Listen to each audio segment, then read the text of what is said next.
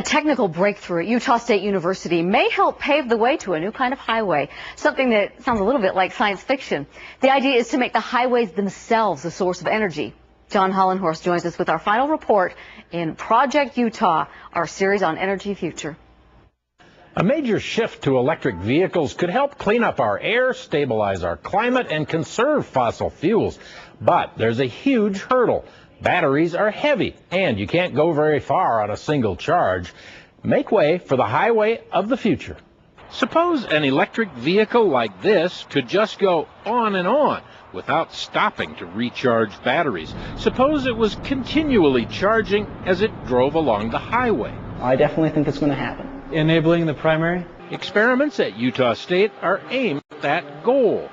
To get a mental picture, consider a visual metaphor for the highway of the future, the old hobby of slot car racing.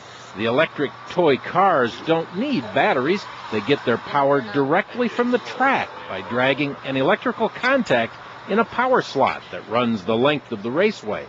But what if the electricity could literally jump from the highway to the car? We have an infrastructure in the roads to power electric vehicles. Now we don't have to carry that power in the vehicle itself. Okay, 5,000 watts.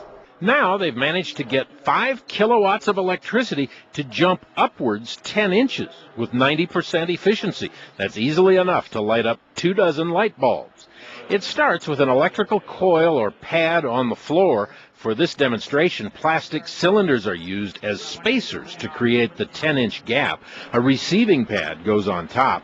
Electric current in the lower pad creates a magnetic field that bridges the gap. So this magnetic field is basically jumping from this bottom pad to this top pad. In the upper pad, the magnetism induces a current that lights up the bulbs. The principle has been in use for decades, but the USU researchers claim the highest efficiency yet. Also, to achieve an air gap of up to 10 inches is quite remarkable. This summer, they'll place the upper pad on the bottom of this electric vehicle and test it by driving onto a stationary charging pad.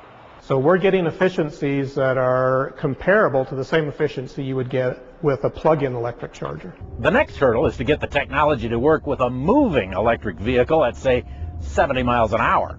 If transmitting coils were placed under the pavement every few feet or so, an electric vehicle could, in theory, operate much like a slot car. It would draw power from the pavement and just go on and on, say Salt Lake to LA, without stopping to recharge.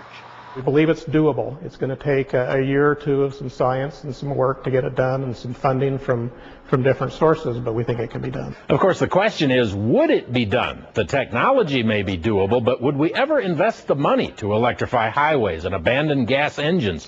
It's not a scientific question. It's a social one that would be driven by politics and the economics of energy. Thanks, John. Interesting report.